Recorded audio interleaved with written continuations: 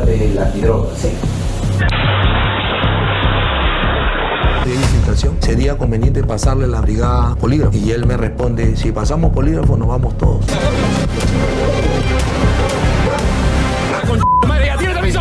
Y algunos policías que han participado en ese operativo y han recibido su platita.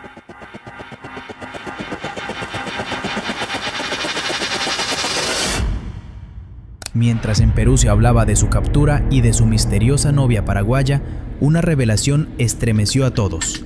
Lisette Cruz Ruiz, su expareja y cómplice, decidió hablar. Encerrada, enfrentando una condena que podía sepultarla durante décadas, buscó un trato con las autoridades y comenzó a confesar lo inimaginable. Lo que contó no solo apuntaba a Eric Moreno, sino también a las propias fuerzas del orden en dos países. ¿A qué hora no intervinieron? En la tarde. ¿Y a qué hora lo liberaron? 8 de la noche, 7 de la noche. Según su testimonio, el monstruo sí había sido capturado en Bolivia por agentes de la Unidad Antidrogas en Santa Cruz. Ocurrió en los condominios de Sevilla, un complejo de lujo donde había intentado esconderse junto a su círculo más cercano. Fue un orden de allanamiento que era referente... ¿Que se dio ahí en Sevilla? No, ¿Cómo se llama el condominio? No sé si era Sevilla 1 o Sevilla 2. La operación fue limpia, rápida, sin testigos ni cámaras de prensa. Pero lo que pasó después marcó uno de los episodios más oscuros de toda la historia. Lisette aseguró que apenas lo detuvieron, Eric Moreno les ofreció una suma millonaria a los oficiales a cambio de su libertad. Una propuesta directa, sin rodeos ni miedo. Los policías aceptaron. Ya lo estuvieron paseando. Paseando hasta recolectar el dinero. Y son policías de antidrogas. Sí. Durante horas lo mantuvieron bajo custodia, pero en realidad lo sacaron del cuartel y comenzaron a darle vueltas por la ciudad esperando que el dinero llegara. Y cuando finalmente la jugosa suma fue entregada, el trato se cumplió. En silencio, sin registros, sin comunicados de prensa, la policía boliviana lo dejó ir. Pero eso solo sería el comienzo de algo mucho más grande. Si te está gustando la historia, suscríbete y activa la campana porque lo que viene ahora es mucho más grave. Durante la audiencia de su juicio, Lisette Cruz volvió a hablar, esta vez frente al Poder Judicial, y lo que dijo sacudió los cimientos de la institución. Con voz firme, señaló al coronel Franco Moreno Panta como parte de toda la red que protegía a Eric Moreno. Según su declaración, el coronel había participado directamente en los allanamientos realizados en la casa de Grace Vados, la mujer encargada de la parte financiera del monstruo. Lisette aseguró que cuando Franco Moreno ingresó a la vivienda, encontró grandes sumas de dinero en efectivo. El señor Moreno Panta, así como investigó y estuvo en la detención de Grace Vados, ¿qué pasó con el dinero que estaba en su cuenta? Pero eso no fue todo.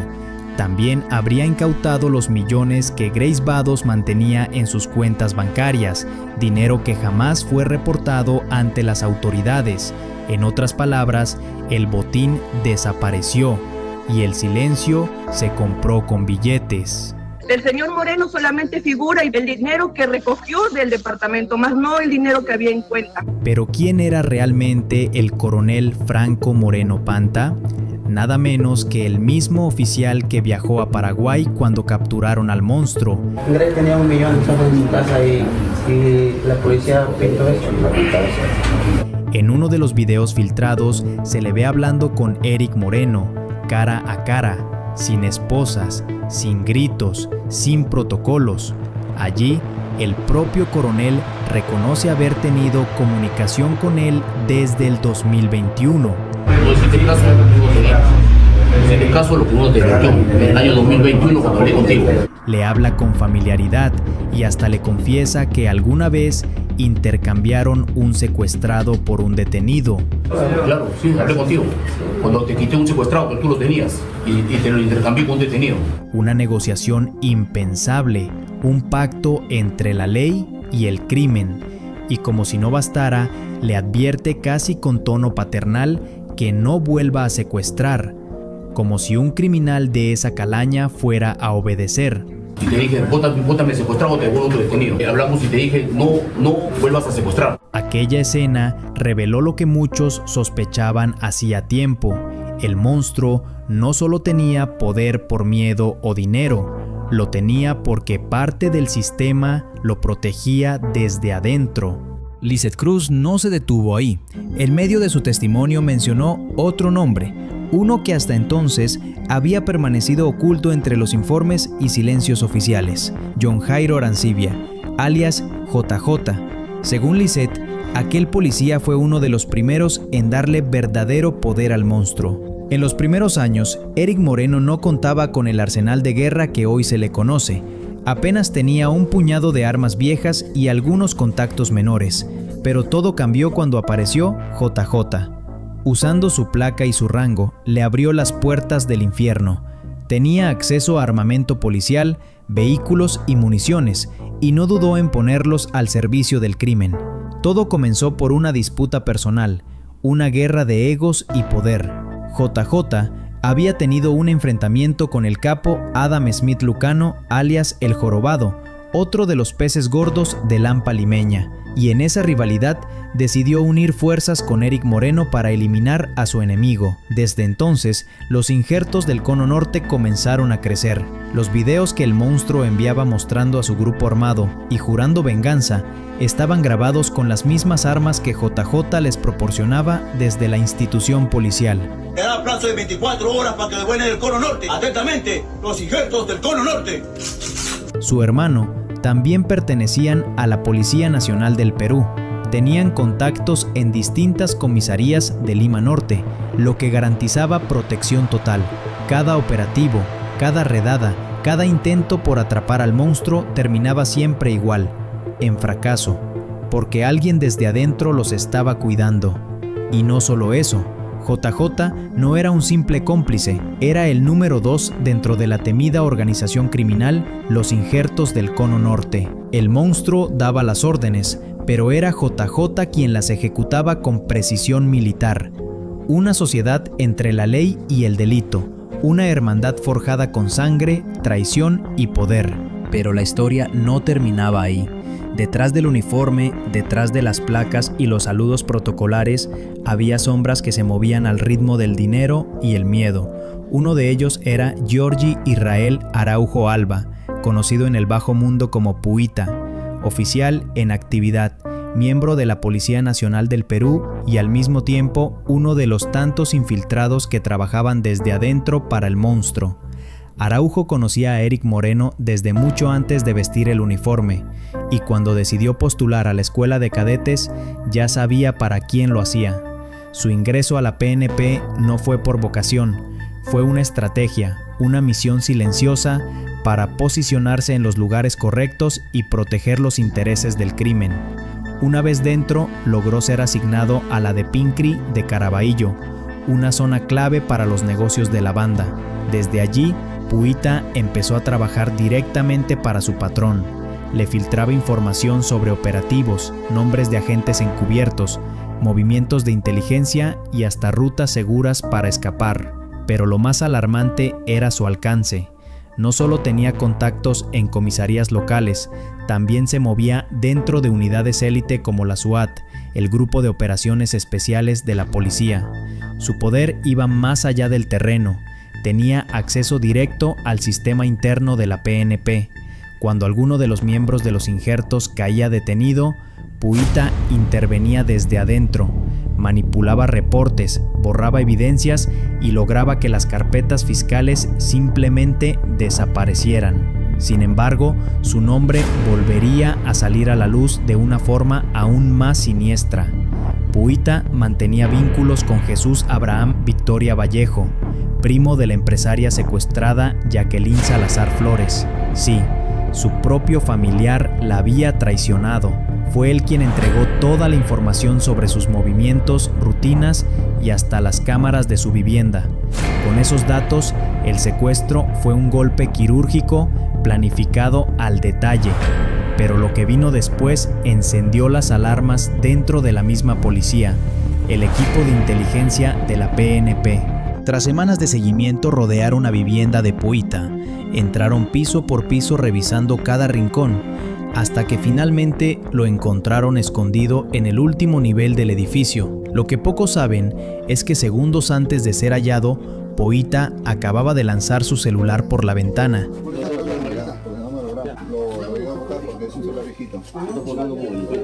El aparato donde guardaba todas las conversaciones y pruebas que lo conectaban directamente con el monstruo. Lo más sospechoso no fue su captura, sino quien encabezó el operativo. Una vez más, el mando estaba a cargo del coronel Franco Moreno Panta, el mismo nombre que Lisette Cruz había señalado en sus declaraciones anteriores.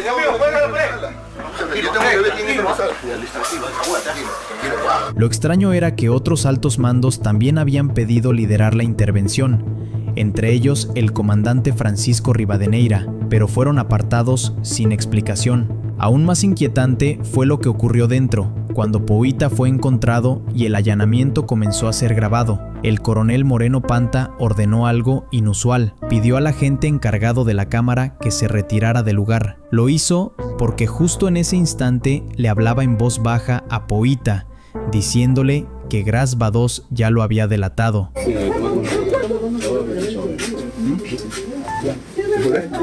Y como el mismo coronel también estaba involucrado en esa red, no podía permitir que quedara registro de aquella conversación. Nadie supo qué pasó en esos minutos fuera de cámara, pero todos entendieron lo mismo. Había algo que no querían mostrar, una evidencia más que unía al monstruo con quienes debían capturarlo. Cuando Eric Moreno se enteró de lo ocurrido, su rabia fue incontrolable. Poita no era cualquier soldado, era una pieza clave dentro de su estructura. El monstruo confiaba en él, más que en nadie. Era el encargado de mantener vivas las armas de la organización, desde fusiles hasta pistolas automáticas. Todo pasaba por sus manos. En los chats de WhatsApp que mantenía con Eric Moreno, se podían leer los pedidos, los arreglos y hasta las pruebas de funcionamiento, videos y fotos donde Poita mostraba cómo las calibraba, cómo las limpiaba y las dejaba listas para la guerra. No era solo un policía, era el armero personal del monstruo, un hombre que combinaba su placa con el crimen. Además, aquello no era lo que había pactado con el coronel Franco Moreno Panta, a quien, según sus propias palabras, ya le había entregado dinero para garantizar su protección. Algunos policías que han participado en ese operativo y han recibido su platita. Y el monstruo sabía que no era el único oficial en deuda con él. Había más, muchos más, escondidos tras el mismo uniforme que juraron defender la ley. Y si hablara quienes más de la policía están metidos, no estarían ahí. No creerás lo que se descubrió después, dentro de la misma Policía Nacional del Perú. Así que aprovecha este momento y suscríbete porque lo peor está por venir. Lo más impactante fue la denuncia pública del comandante Francisco Rivadeneira, ex jefe de la Brigada Especial contra el Crimen de Lima Norte. Frente a los medios de comunicación, reveló que durante su periodo en el cargo, identificaron entre 13 y 15 policías que colaboraban directamente con alias El Monstruo. Yo me reúno con el personal y molesto, le digo, acá hay un topo que no sé qué, yo le encuentro, lo voy a cortar en pedacitos. Rivadeneira confesó que por llevar tan de cerca este caso, el propio Eric Moreno había conseguido su número personal, el cual fue filtrado por los mismos agentes que trabajaban para él, y comenzó a enviarle mensajes por WhatsApp. Primero lo amenazó, describiendo con detalle todo lo que le haría si no lo apoyaba, pero luego cambió de tono y le propuso conversar. Yo soy elegante, dice. Quizás aún no me has tratado. Consigue un bomba y escríbeme. El comandante jamás le respondió, porque hay hombres que aún recuerdan el valor del uniforme y saben que con el crimen no se negocia. Moreno quería conversar con él porque sabía que lo tenía rodeado. En vez de asustarme, yo me alegré, porque dije, lo tengo al monstruo a un paso. Pero lo más indignante fue descubrir que desde arriba, el general de la policía, Óscar Arriola Delgado, nunca le daba apoyo. En varias reuniones, el tema principal era Eric Moreno, pero el dinero pesaba más que la justicia. Arriola incluso intentó moverlo de unidad con la excusa de reorganización, solo para que el caso del monstruo se enfríe o termine archivado. Rivadeneira, decidido a continuar, había reunido información real y comprometedora sobre toda la organización criminal de Eric Moreno. Fue entonces cuando el monstruo mandó asesinar a uno de sus informantes. Días después, el comandante recibió 12 videos por WhatsApp mostrando aquel crimen atroz. Era una advertencia, un mensaje claro de lo que le pasaría si continuaba. Pero este valiente comandante no se detuvo. No estando con el uniforme, te perseguiría donde vayas. Dice, pronto vas a dejar el uniforme. Era evidente que Eric Moreno ya mantenía conversaciones con los altos mandos de la policía. El poder y el dinero que manejaba eran tan grandes que llegó a dialogar directamente con generales y coroneles, aquellos que tenían el cargo suficiente para dar de baja a quien se interpusiera en su camino. Está soltando billete por otras esferas para tumbarme a mí, soltando billete para sacarme de acá. Su objetivo era claro, sacar del juego al comandante Francisco Rivadeneira. El monstruo sabía perfectamente que ese hombre era su mayor amenaza. Cada golpe que recibía su organización, cada operativo y cada captura que desmantelaba sus redes criminales tenía algo en común. Detrás estaba Rivadeneira y su equipo, trabajando en silencio, alimentando con información precisa a inteligencia. No lo dejaban las otras unidades policiales, que vaya él y sus hombres directamente en las intervenciones, porque sabían que era incorruptible, que no se prestaba al juego sucio, ni aceptaba dinero a cambio de cerrar los ojos. Aún así, hizo lo que nadie se atrevía y se involucró personalmente en varias operaciones. En poco tiempo, logró capturar a más de 30 miembros de la organización del monstruo. Fue una pérdida millonaria para Eric Moreno, porque entendió que a ese hombre no podía comprarlo ni con amenazas ni con miedo. ¿Esta vez has entrado en Jairo? Varias veces. Ya, pero entonces ya sabes tú que todos los que se reunían ahí disfrazados con los fierros, ¿no? El comandante Francisco Rivadeneira no se quedó callado. Denunció la fuga de información dentro de la misma policía, un hilo invisible que conectaba a infiltrados directamente con John Jairo y Puita, ex policías que trabajaban abiertamente para la organización del monstruo. Cada operación, cada movimiento que él planificaba parecía filtrarse antes de tiempo, y era evidente que los enemigos no solo estaban afuera, sino también dentro del uniforme. No se detuvo allí. Hizo una denuncia directa por las irregularidades en los pagos de gastos de inteligencia. Entonces, bajo la supervisión del coronel Eric Ángeles, un hombre tan corrupto que priorizaba su bolsillo por encima de la justicia, cada sol destinado a operaciones, cada equipo comprado para proteger a la ciudadanía, parecía desaparecer en manos equivocadas. Incluso habló cara a cara con el ministro Santibáñez, el hombre con el poder y las herramientas políticas para cambiarlo todo, y aún así no hizo nada.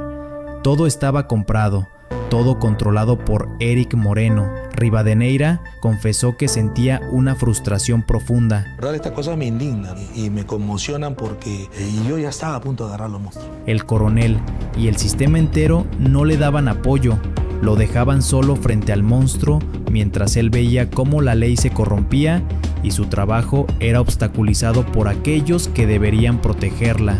En una de sus operaciones, Rivadeneira logró ubicar a alias Negrín, el brazo armado de Eric Moreno, así que rápidamente preparó a su equipo para capturarlo. Pero justo antes de salir, su propio jefe, el coronel Ezequiel Poma Lavado, se paró frente a la puerta y no dejó salir a nadie. El motivo era claro, el monstruo estaba ahí y había que protegerlo. Y yo les ordeno a todos, ya, chalecos, saquen los fusiles. Y viene un superior y me dice, jefe, el coronel no quiere que salgamos. No fue un hecho aislado, ocurrió una segunda vez, y el coronel, en su defensa, dejó claro que no lo dejaba salir porque decía estar preocupado por su seguridad.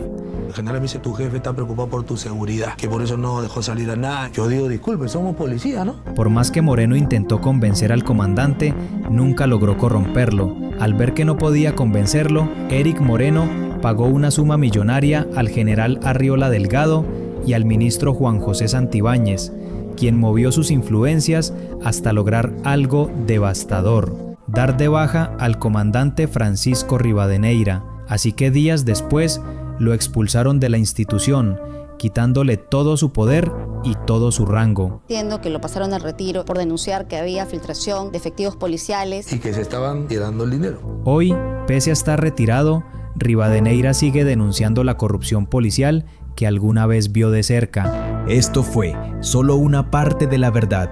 Suscríbete y activa la campana para descubrir más casos de los que nadie se atreve a contar.